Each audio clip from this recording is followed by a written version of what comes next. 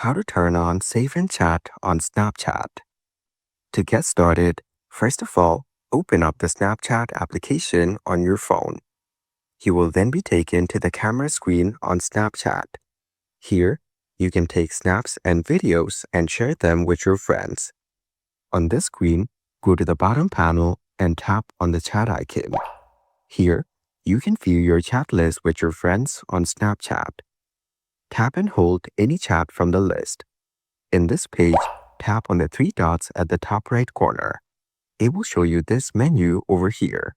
Select the option Chats and Notification Settings and tap on it. Then, this menu will appear. Toggle on the option Keep Snaps in Chat and then tap on Done. Now, all the snaps that you both share will be saved in the chats. So by following these easy steps, you can turn on Save in Chat on Snapchat.